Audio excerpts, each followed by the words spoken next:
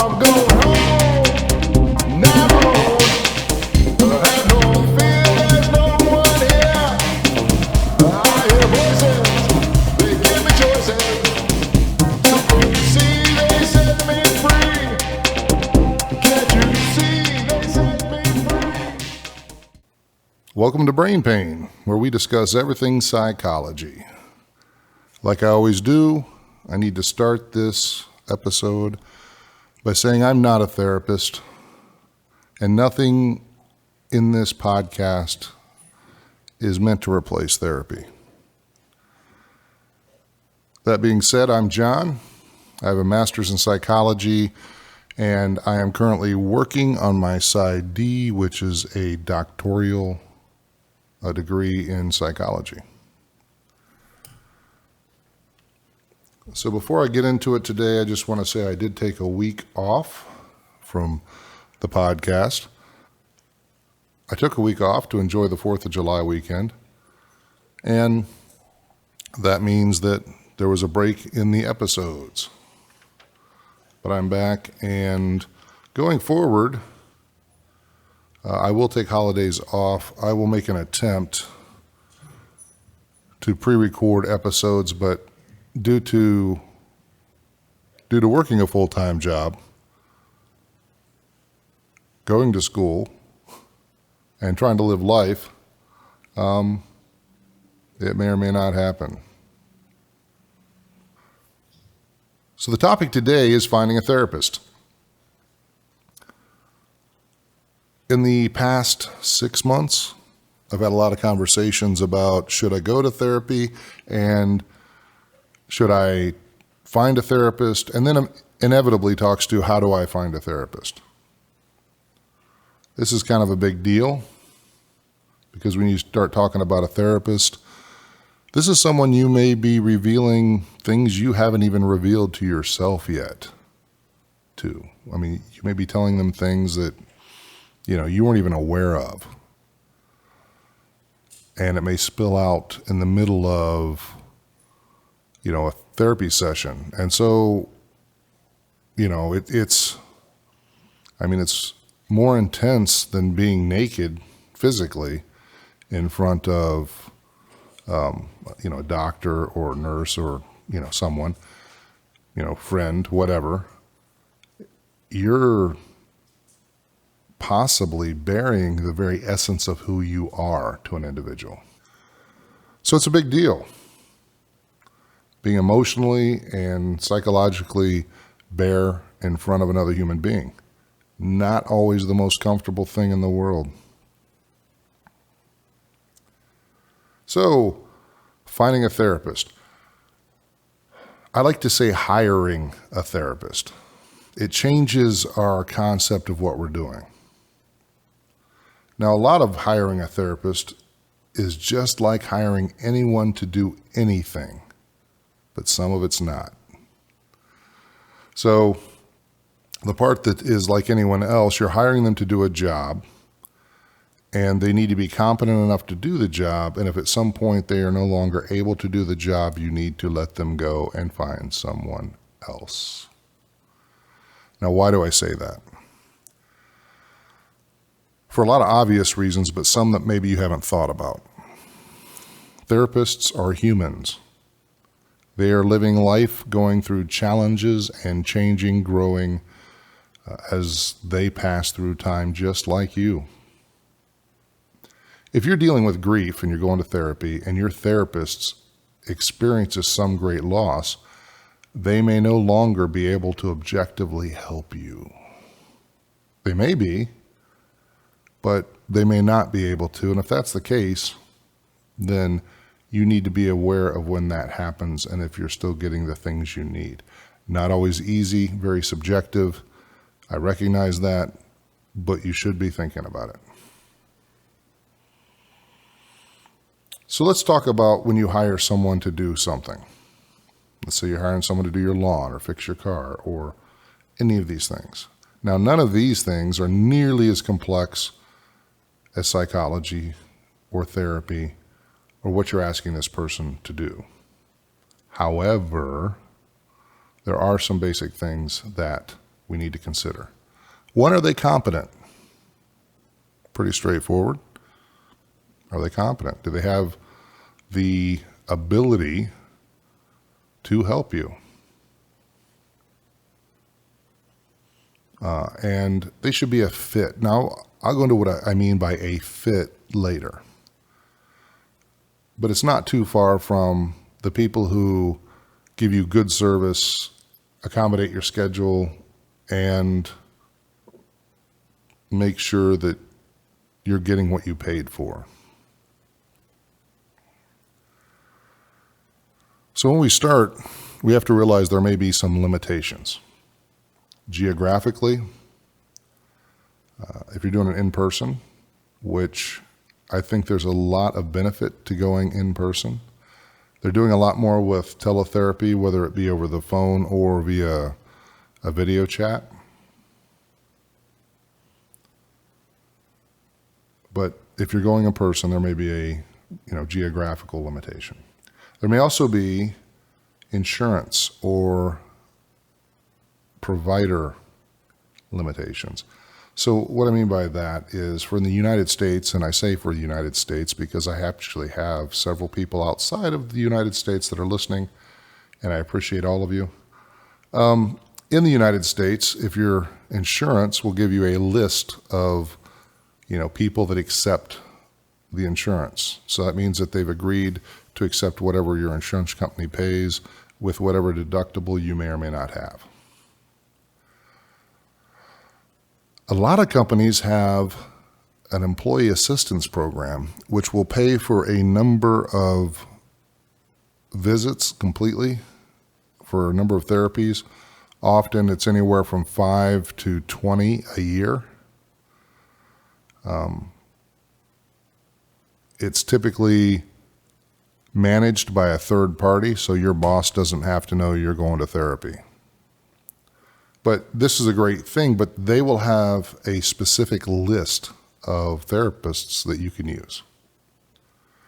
Now, if it's being managed by a third party, they should tell you that in the first 2 sessions, if you find it's not a fit, you can change therapists and try someone else. Now, on these lists, you will find psychologists. You might even find psychiatrists. But typically, you'll find psychologists and masters in counseling. This may or may not matter to you. It may or may not matter in the results. But you may end up with someone who has a master's degree, not a doctorate, for therapy going through an employee assistance program. Now, I want to say that I've talked to a number of people who are master's degree counselors, and they're very competent at what they do. Their whole master's was based on therapy. So whether you're working within that list or not, what I'm going to talk about generally applies. Now, for those of you in countries outside of the United States, you may have a national health care program. You may have no program. I don't know. And I don't know how those systems work. You'll have to ask. But you may find that you're told you have to go to a specific therapist, and I would hope that you have recourse to change your therapist if it doesn't seem to be helping. So one of the things that you should do when you're choosing a therapist, first of all, make sure they're accepting new clients. In the United States, especially in this year of COVID, therapists have been a lot busier, and there are many who just don't have any more time for new clients. So again, if you're working from a specific list of therapists, this may cause additional issues. I would also encourage you to prioritize your mental health, and if at all possible, make it enough of a priority that if you have to pay out of pocket, that you do so. That's not always possible. It's not always easy. I get it. I'm just saying it's one of those things that you want to make sure you prioritize, because if you are suffering every day, what good is all your money? One of the first things you want to do is when you have a list is you want to look and see the therapy styles. Now, there are so many out there, and there are some that specify in certain issues. There are, the list goes on, and I'm not going to try and cover all of that, but basically, do they do something similar to what a lot of people call talk therapy? Do they do cognitive behavioral therapy? What do they do? There's one I heard of that I hadn't heard of previously. Just recently I heard of this. It's called relational therapy, meaning you build a specific relationship with your therapist that helps guide you through whatever it is you're dealing with. And to me it sounds, although I don't know, it sounds a lot like a life coach, which may work for you. I know some people that would really benefit from a life coach type therapy. So research that style, see if it's something you think you would like. I would highly encourage you to understand some of the therapies that they offer so that you understand what's expected of you. And when looking for a therapist, realize you're the one who's going to do the heavy lifting. You're not a car. You can't go in and get an oil change from a therapist and be good to go for another, 3,000 miles. You're going to have to work on you. A therapist is a guide and a navigator. Well, a guide and a navigator are the same thing, right? Your therapist is a guide or navigator. They're there to help you apply therapies and be objective enough to be able to tell you things that you see subjectively from another viewpoint. And so when looking for a therapist, part of what you need to do is make sure that you're committed to therapy. Because I can guarantee you, no matter how good the therapist is, if you aren't committed to your therapy, you're going to be disappointed. So you find someone who's competent, you find someone who style you think you'll like, or specific type of therapy you think you'll like. You also want to see if there's group therapies and individual therapy, and unless you're looking for couples therapy, if you understand. But sometimes a therapist will use both individual or couple therapy sessions and group therapy sessions. Now, I've talked about this before, but an example of group therapy can be the thing you've seen in the movies where people sit around and look at each other in a circle and talk. It can be a lot more dynamic than that.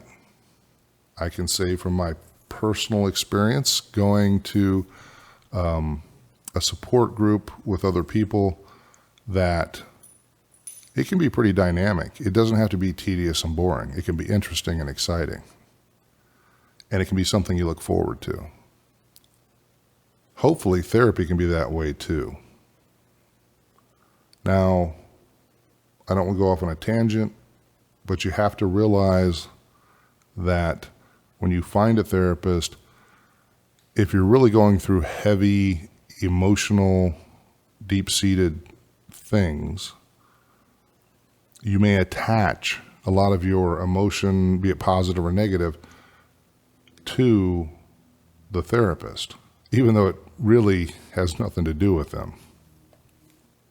Once you find a therapist, you have to realize that when you get into things, your emotions towards that therapist may change. I would encourage you, if they've been a good therapist, if you've actually made progress, to stick with it and make sure it's not that they've changed.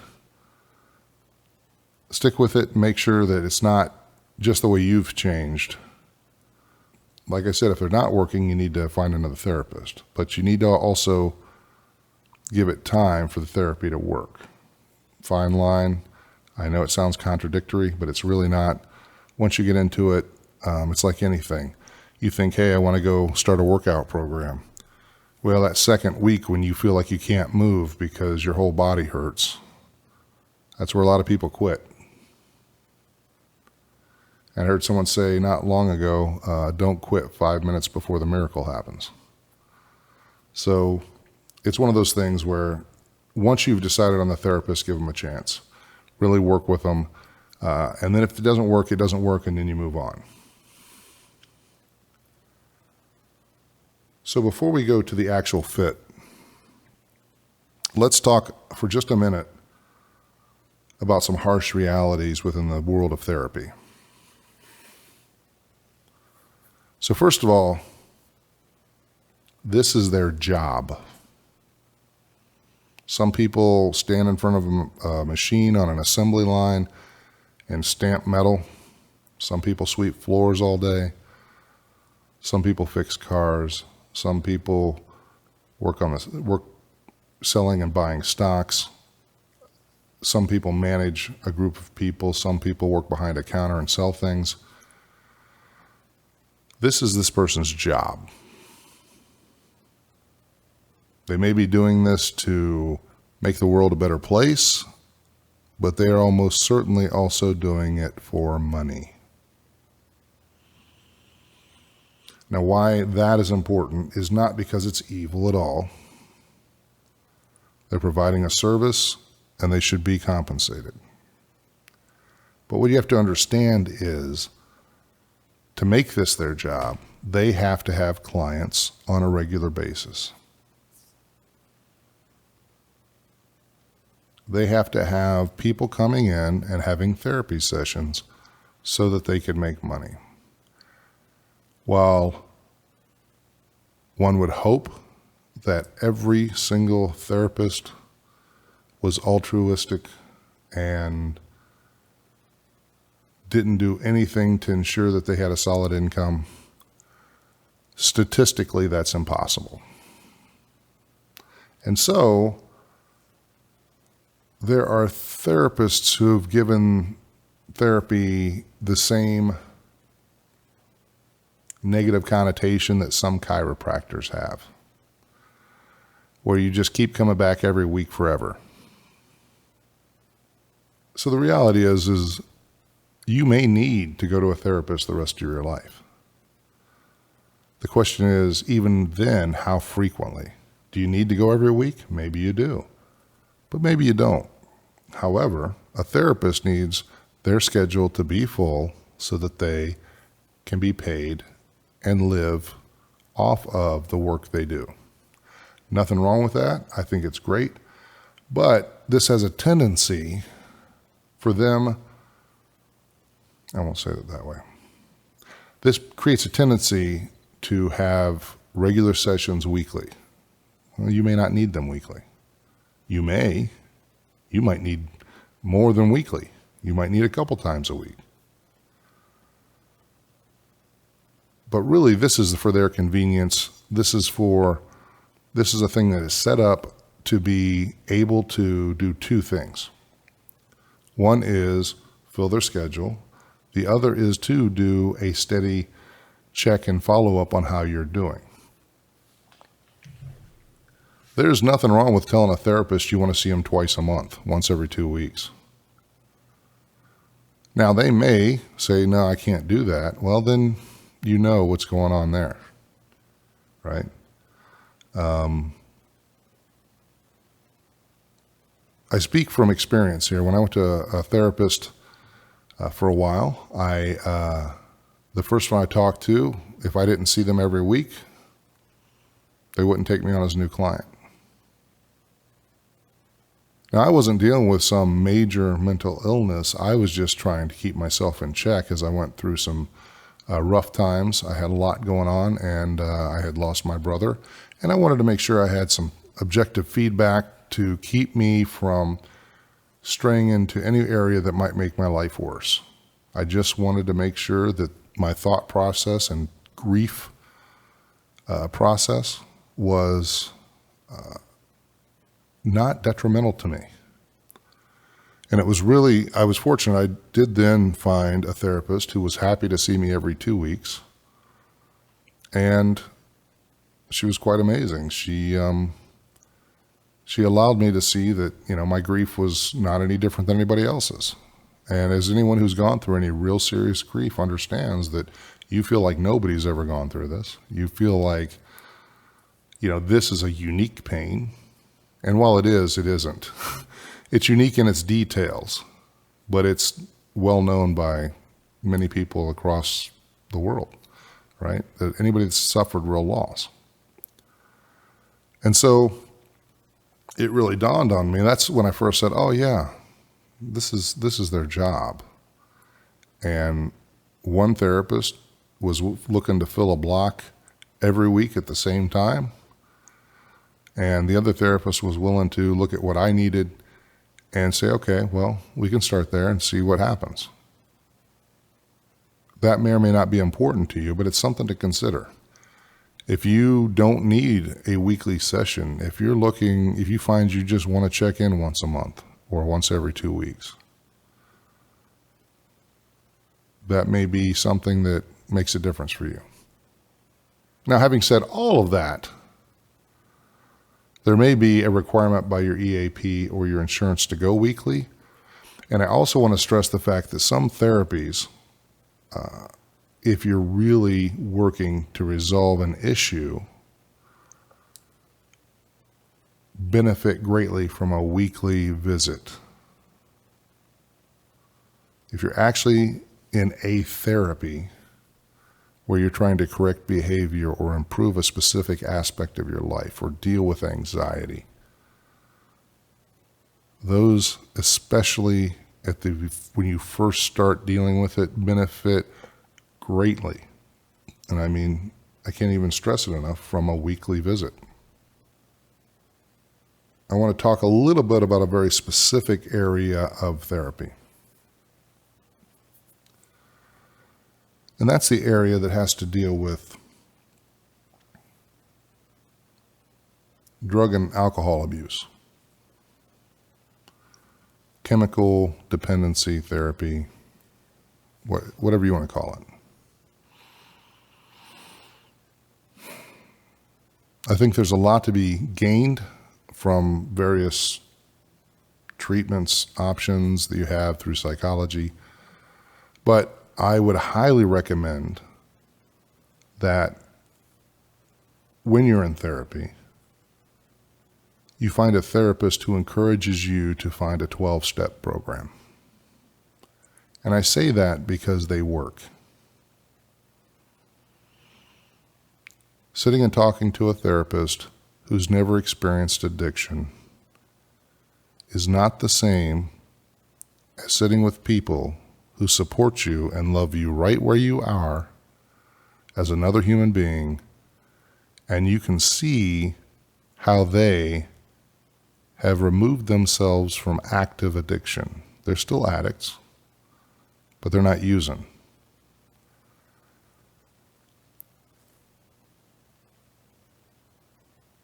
And again, therapy can give you a lot of coping tools. They can teach you how to deal with a lot of the emotions that are typically behind the drug use, the drug abuse, how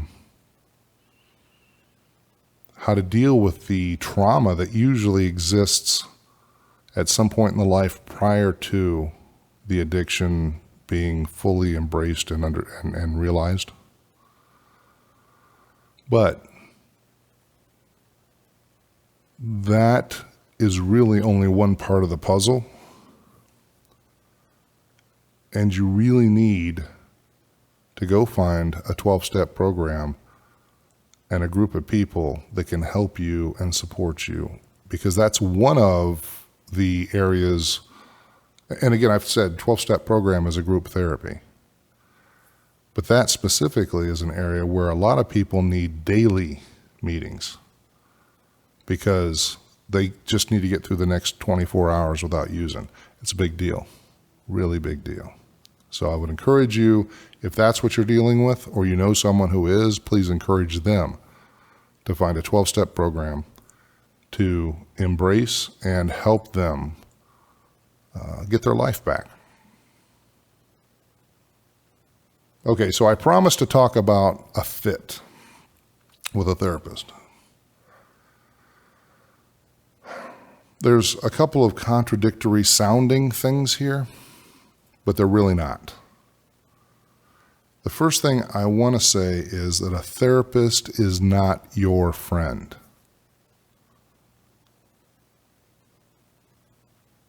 I want you to think about that for a second. It's important because you will experience a number of emotions towards your therapist if you're really doing deep, intimate work with them to improve who you are for yourself, to improve who you are for your life to be better. But they're not your friend. If they're your friend, they can no longer be your therapist because you have to have a little bit of space for objectivity. Now, they need to be supportive, they need to be encouraging, but they're not your friend. That's important because they're going to have to tell you some things that maybe you don't want to hear. Right?